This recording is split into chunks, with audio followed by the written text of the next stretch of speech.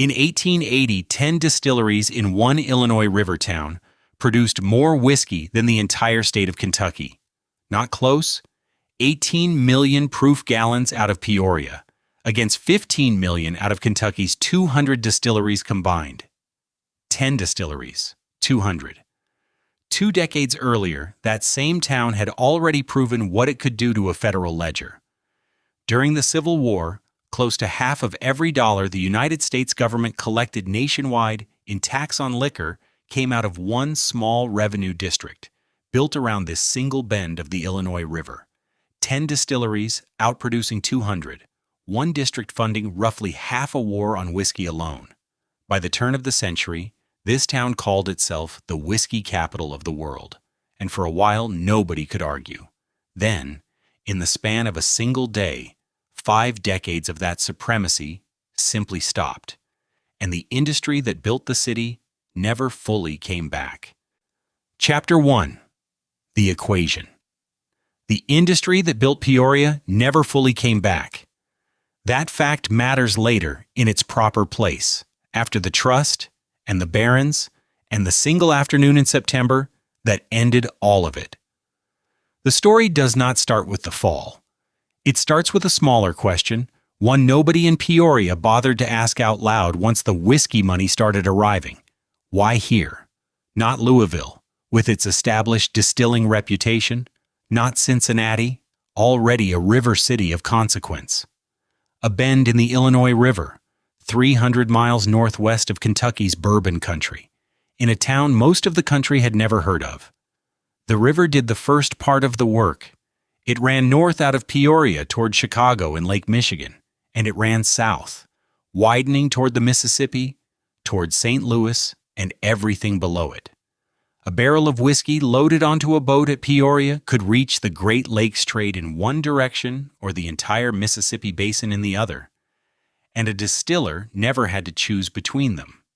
Railroads met the river at the same bend, running alongside the water so grain could come in 2 ways and finished spirit could leave 2 ways. Geography had not made Peoria important. Geography had made Peoria convenient. And for a distiller counting freight costs, that was nearly the same thing. Underneath the town sat something no map of trade routes could show: the Sankaty Aquifer, water that had spent years working down through limestone before anyone pulled it to the surface. Limestone-filtered water carries almost no iron. That detail sounds small until explained. Iron in mash water turns a batch of whiskey dark and bitter as it ferments, ruining a product a distiller has already paid for in grain, time, and barrel space. Peoria's water arrived already cleaned by a few hundred feet of rock before a single shovel went into a distillery foundation. And on every side, in every direction a wagon could reach in a day, was corn.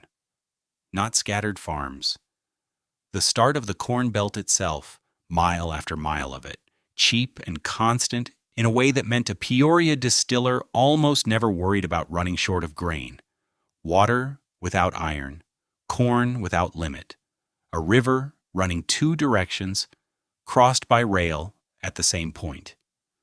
None of it was an accident of ambition. It was an accident of location. In 1837, someone finally did something about it. Andrew Idle opened Peoria's first brewery that year, a modest operation for a town that barely qualified as one.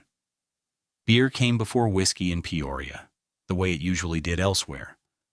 A smaller investment, a faster turnaround, a product that did not require years in a barrel before it reached a customer. Idle's brewery proved the water worked. It did not yet prove the town could build an industry. Almoran Cole proved that part. Cole was a riverboat captain, a man who had spent years running freight up and down the Illinois River, before he gave serious thought to what was already sitting on the bank in front of him. A flour mill, his own, doing steady, unremarkable business grinding grain for local sale. Sometime in 1843, Cole began converting it. By 1844, the mill that had ground flour was distilling whiskey instead, drawing its water from the same ground Idle had already tested, and its grain from the same fields, feeding every mill in the county. Cole invented nothing. He simply noticed that the ingredients for a distillery were already standing on his property, arranged by geology and agriculture into something close to a finished recipe, and he built the vats to use it. Other men noticed the same thing. Through the 1850s, distilleries opened along the riverfront near Coles, drawn by the same aquifer, the same corn, the same two-way river.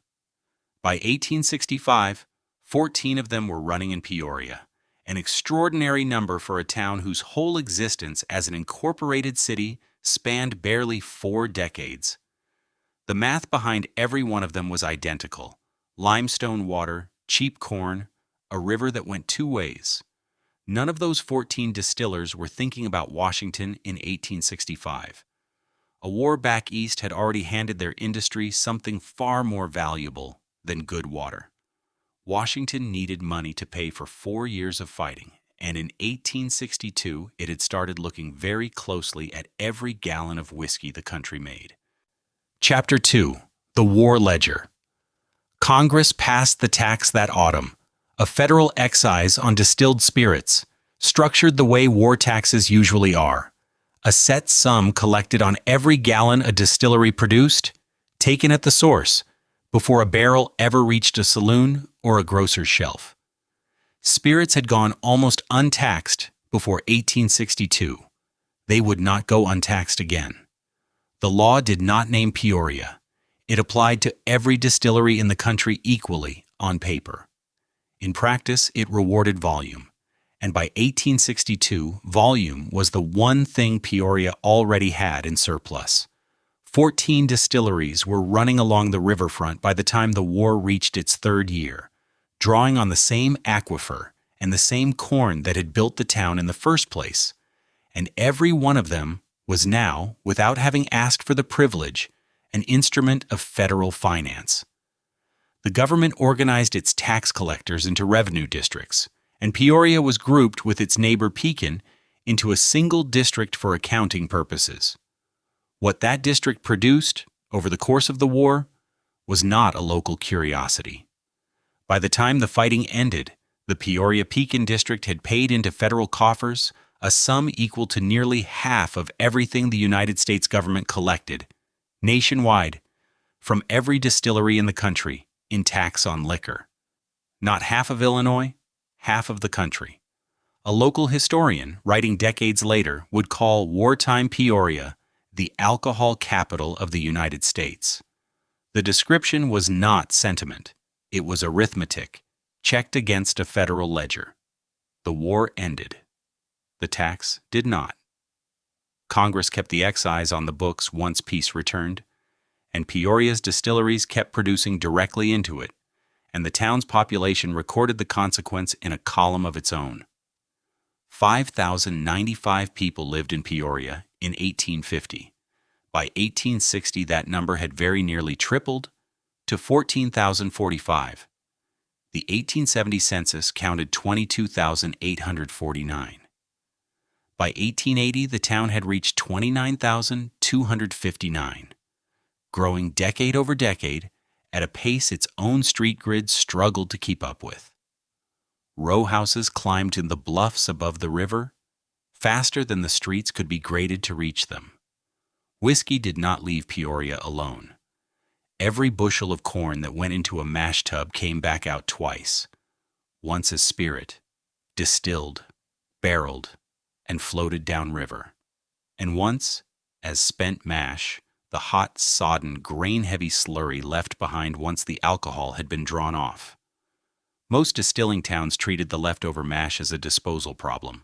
Peoria treated it as a second product. In 1874, a distiller named Thomas Neal of the firm Wickert and Neal opened the Peoria Union Stockyards on exactly that premise. Pipe the warm slop straight from the vats to a pen and feed it to cattle before it had time to cool. At full output, the distilleries could keep 28,000 head of cattle standing on spent mash at once. The stockyards were not built to display cattle. They were built to fatten them cheaply, on a feed the distilleries had already paid for once and were otherwise prepared to dump in the river and move them onward to market at a margin no ordinary rancher upstream could touch. Illinois fed more cattle on distillery slop than half the mash-fed herds in the entire country combined, and more than half of that Illinois total stood in pens around Peoria. Nobody arriving in town to look at the distilleries thought to ask about the cattle.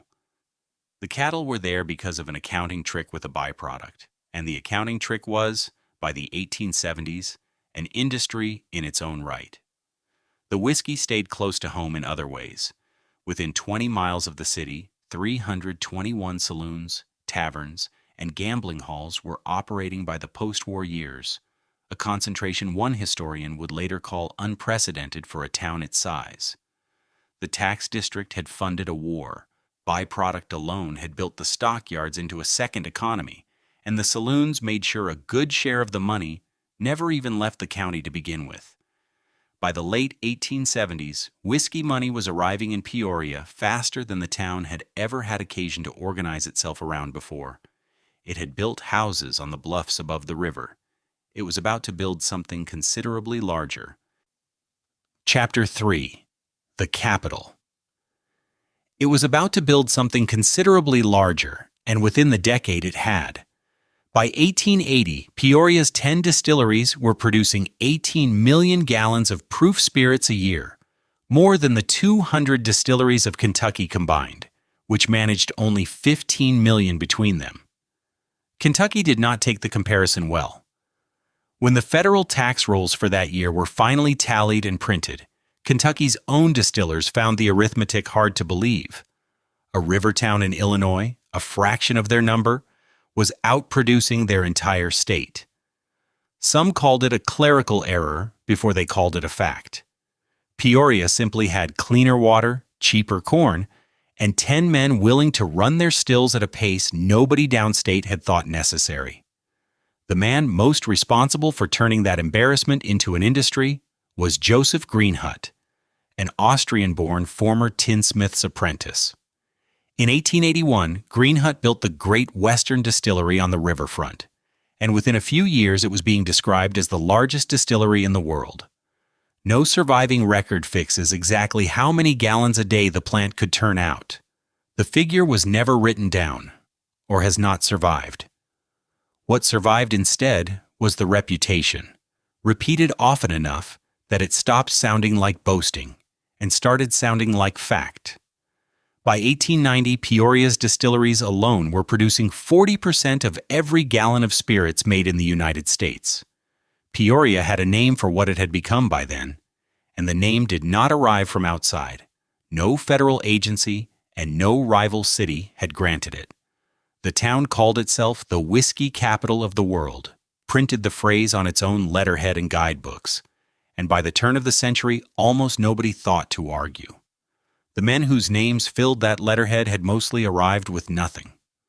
5 brothers named Woolner, Adolph, Samuel, Ignatius, Jacob, and Morris had come from Hungary as poor immigrant peddlers, selling goods door to door across the county before any of them owned so much as a warehouse.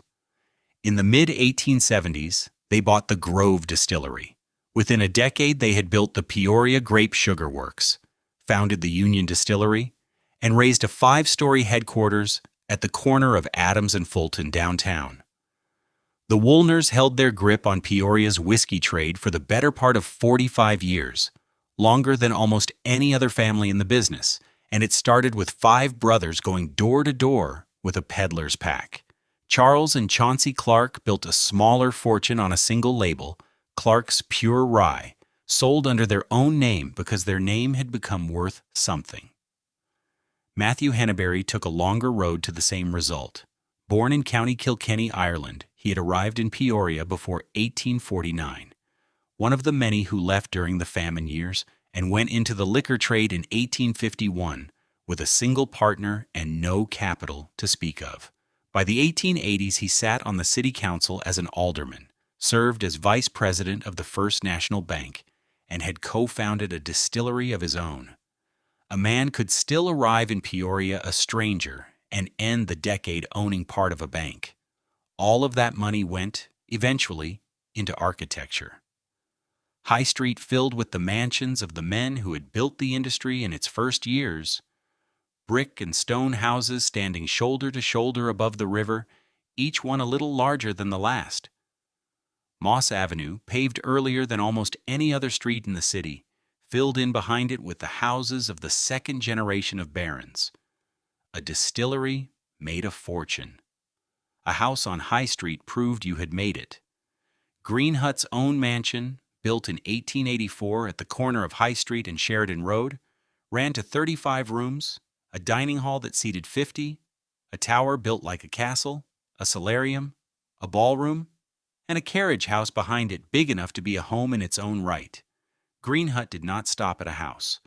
By the middle of the decade, he had stopped thinking of himself as the owner of one distillery, however large, and started paying close attention to what a Cleveland oil man named John D. Rockefeller had done to the American oil business. Greenhut wanted to know how that was done. He was about to find out. Chapter 4. The Trust. He was about to find out. What Greenhut wanted from Rockefeller's example was not another lesson in building one distillery bigger than its rivals. Great Western had already answered that question. He wanted to know how a single man ends competition altogether without technically owning what he controls. In 1887, Greenhut and a circle of the country's largest distillers founded the Distillers and Cattle Feeders Trust, built deliberately on the Standard Oil model. The mechanics were nearly identical to Rockefeller's own. A distillery owner did not sell his plant to the trust. He signed control of it over to a board of trust-appointed managers and received trust certificates in exchange, paper promising a share of whatever the combined operation earned. The certificates paid dividends. The managers decided everything else: which distilleries ran at full capacity, which ran at half, which closed outright because the trust had judged the market oversupplied and in need of fewer gallons, not more. 65 distilleries went into the trust on those terms, 24 of them in Illinois, 12 of them in Peoria itself, the city that now served as the trust's own headquarters. 12 distilleries whose owners had traded what they built for a stack of certificates and, if they were fortunate, a seat on somebody else's board. The New York Times, covering the trust's formation that July, reported that its founders expected to pull 90% of the country's distillers into the pool within 30 days. Not every distiller signed. A distillery that joined the trust kept its doors open, kept its workers paid, kept its owner's name on the certificate even after his name had come off the door. A distillery that refused, struggled to buy grain at the price everyone else paid, struggled to sell its spirit through channels the trust now controlled, struggled to survive in a market where the largest buyer and the largest supplier of nearly everything a distiller needed had quietly become the same organization. Most holdouts folded or sold. Chicago's H.H. Shufelt Distillery did neither. It refused, and it went on refusing. By the spring of 1888, someone inside the Shufelt Company was reporting to people outside it. In April, the distillery's own management uncovered the man, confronted him, and got a confession. Whoever had sent him did not stop there. In September, a workman checking one of the fermenting vats found its valve quietly altered. Fitted to open the vat to pressure, it was never built to hold. Nobody could say how long it had sat that way, or how close the plant had already come to a disaster. No one would have been able to explain afterward. Then in December, 2 objects landed on the roof of the Shufelt Distillery in the middle of the night, thrown from the street below or a neighboring building. Nobody was ever able to establish which. Dynamite. Both of them. The first detonated, and the blast tore a hole clean through the roof and into the floor beneath it. The second did not go off. It was found afterward, unexploded, lying among the fermenting vats it had been aimed at, close enough that if it had gone off on schedule, the hole in the roof would have been the smallest part of what remained of the building. Nobody was ever convicted for the bombs. The case came closest to daylight in February 1891, when a trust employee named George Gibson was federally charged with offering a government tax inspector up to $25,000 to plant an explosive of his own beneath a vat of spirits. A Chicago judge, Cesanjas, dismissed the charges before they reached a jury. Gibson resigned his position at the trust within weeks and disappeared from the record. The organization that had survived a bombing at a rival's plant could not survive Washington. Congress passed the Sherman Antitrust Act in 1890. By 1893, the trust's own finances were already unraveling, and in 1895, the Illinois Supreme Court ruled it an illegal monopoly outright. Greenhut was pushed out of the company he had founded. The court broke up 17 of its distilleries into a new concern called the American Spirits Manufacturing Company and considered the matter closed. The trust was dead within 8 years of its founding. Peoria was not. In 1895, the city, whose own cartel had just been dismantled in an Illinois courtroom, was still running more distilling capacity than it had ever run before. Its population passed 41,000 and still climbing. Chapter 5. The Last Good Years. It kept climbing.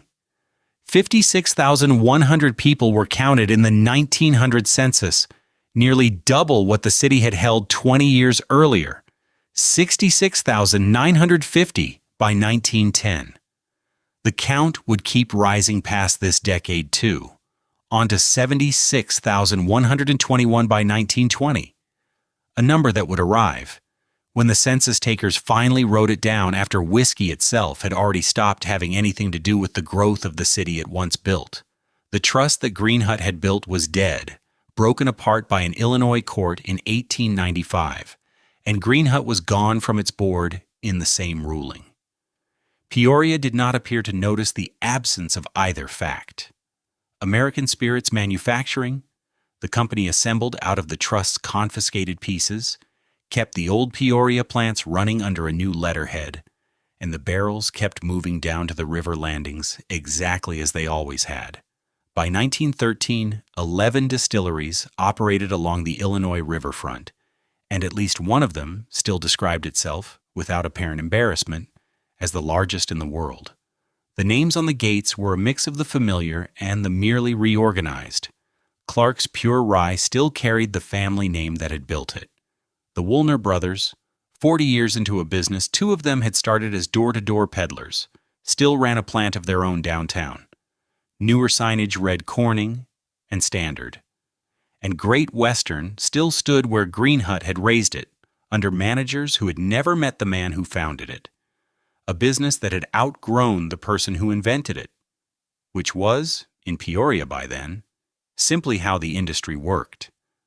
Between them, the 11 plants along the river still pushed more proof gallons through the federal gauging houses each year than most entire states could claim. The same comparison that had made Peoria famous 3 decades earlier, repeated so often by then that the city had stopped finding it remarkable. Greenhut did not stay to watch that particular lesson play out. He moved his family to New York within a few years of losing the trust, and spent the remainder of his life there, a considerable distance from the 35-room house on High Street that had once announced his arrival in the city. He died in 1918, 75 years old, having outlived by 23 years the organization he founded and lost. Something else was moving through Illinois in those same years, slower than a distillery and considerably more patient. The Anti-Saloon League had spent 2 decades organizing county by county across the Midwest, and by the middle of the 1910s, it had learned to speak in the language of a nation getting ready for war, rather than the language of a church basement. Grain kept out of a mash tub, the argument went, was grain available for an army. Peoria whiskey capital or not, was never asked to settle the question at its own ballot box. The decision was not going to arrive from a county courthouse. It was going to arrive from Washington, and by the spring of 1917, Washington had a war to run. Grain stopped being simply a crop that year. It became a line item.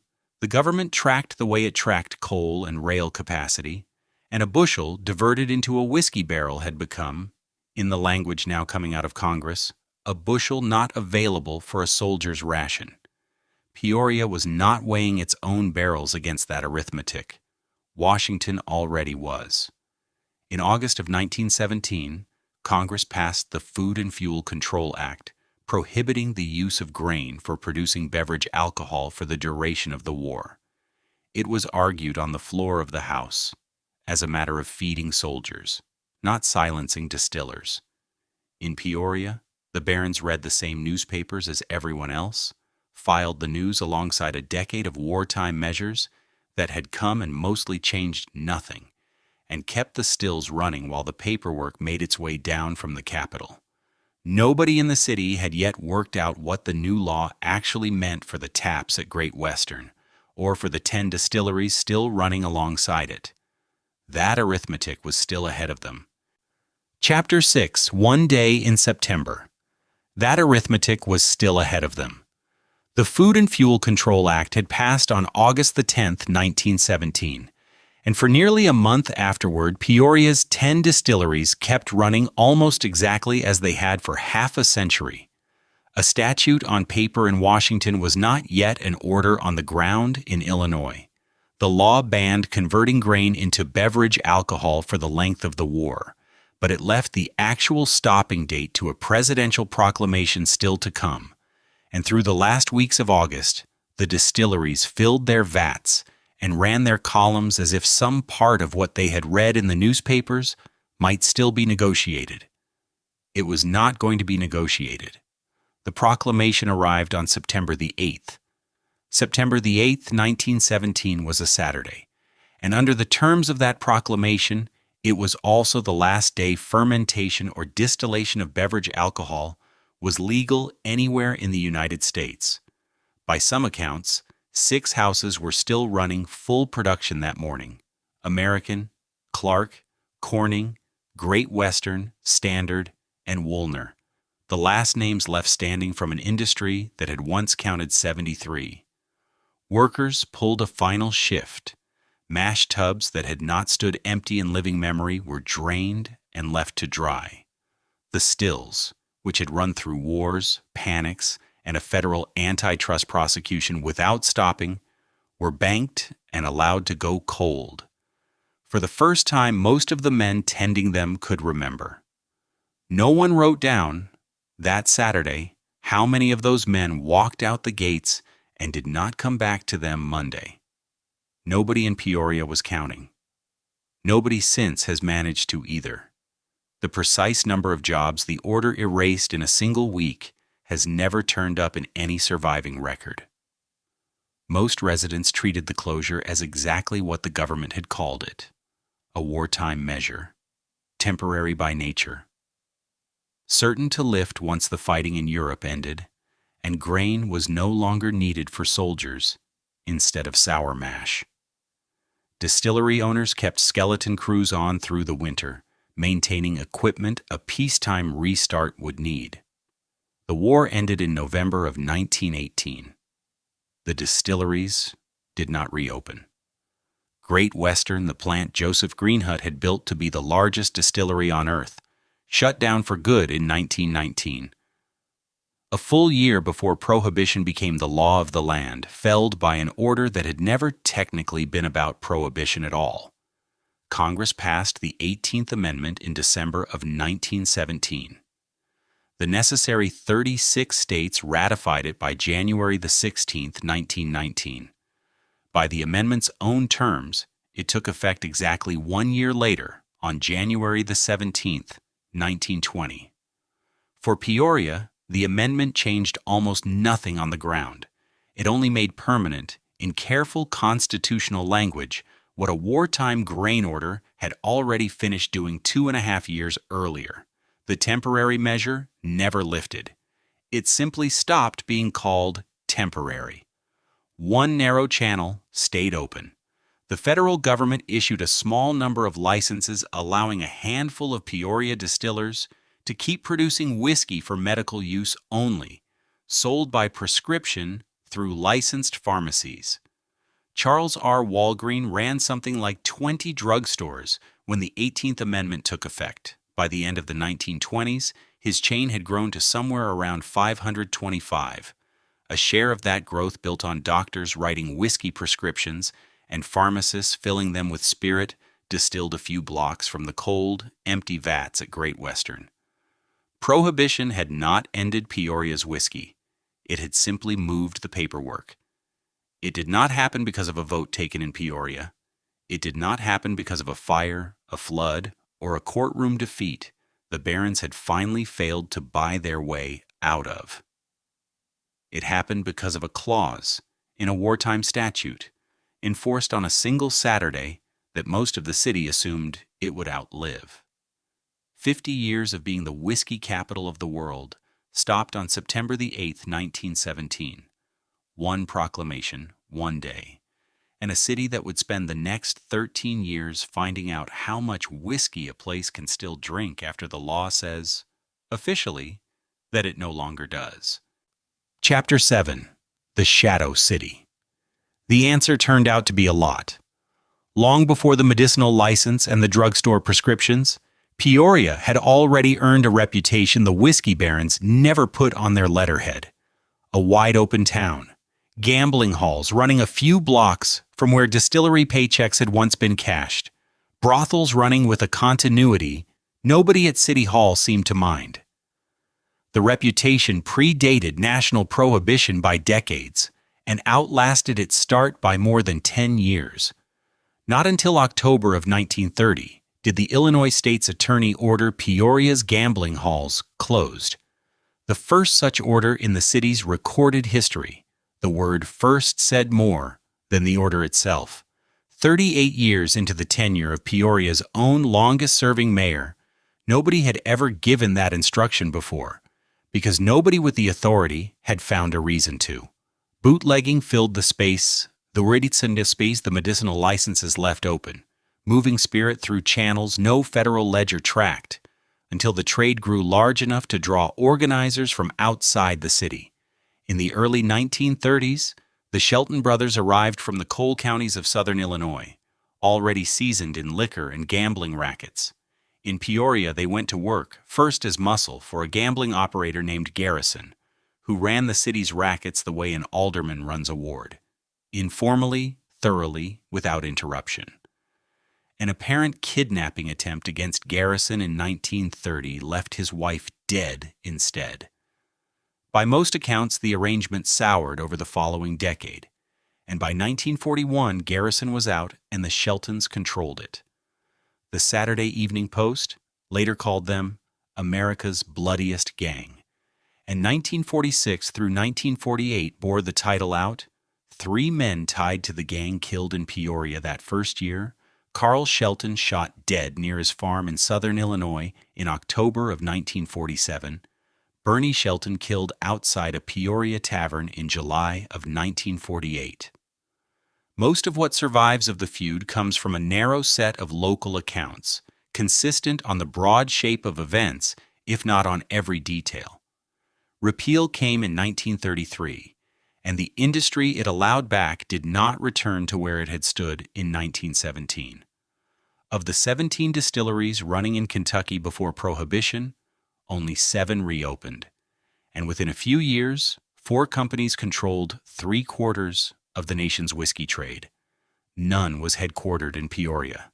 The business had consolidated around the very state Peoria's 10 distilleries had once outproduced 200 to 1, post-war taste bending with it toward the Kentucky bourbon those 4 companies were building their names on. One company looked at the numbers differently.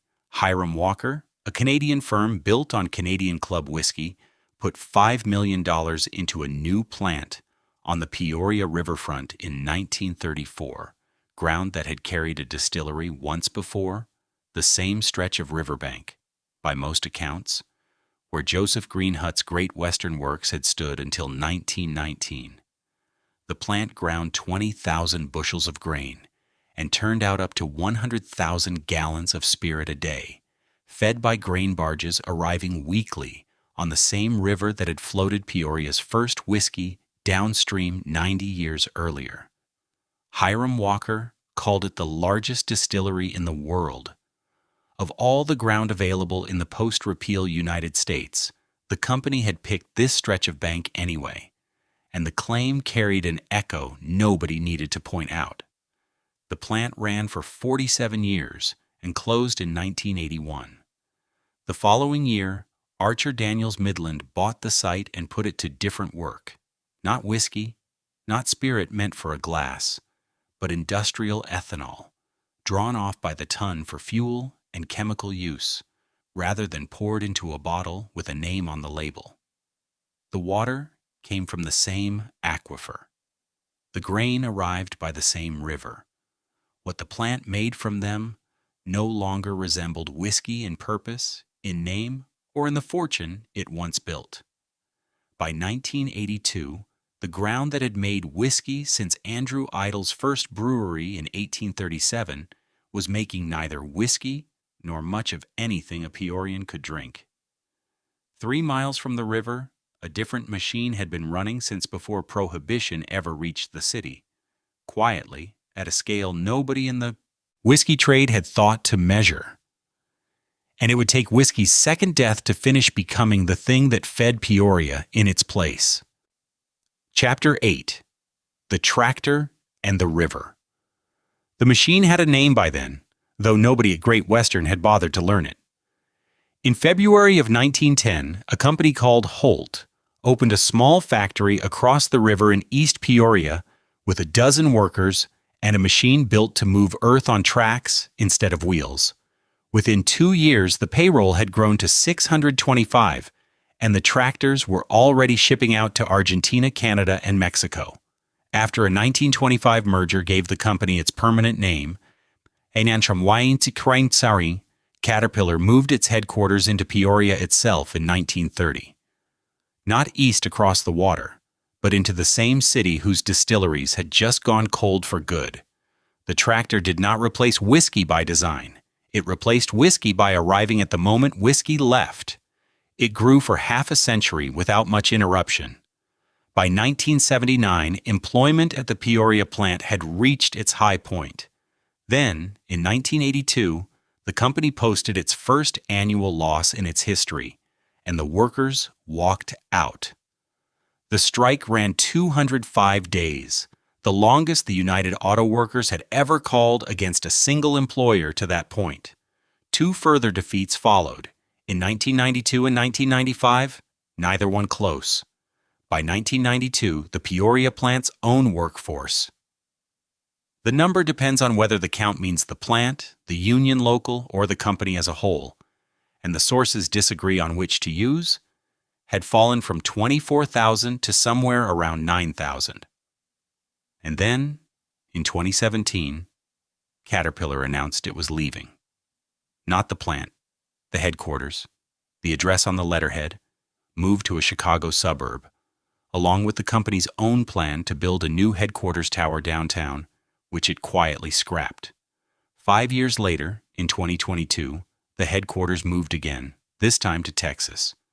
More than 12,000 people still work for Caterpillar around Peoria today, still the region's largest private employer, only the letterhead left.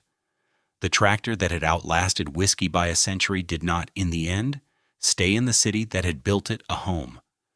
Peoria's population had peaked at 126,963 in 1970. It stands today just over 113,000. The city's name, meanwhile, had traveled further than its population ever did. The phrase came out of vaudeville decades earlier. A new act tested on a Peoria audience before it went on tour, on the theory that anything that worked in Peoria would work anywhere in the country.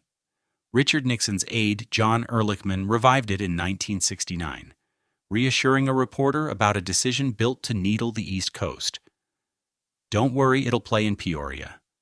And Nixon kept the phrase afterward as his own shorthand for Middle America, the audience that mattered more to him than Washington or New York.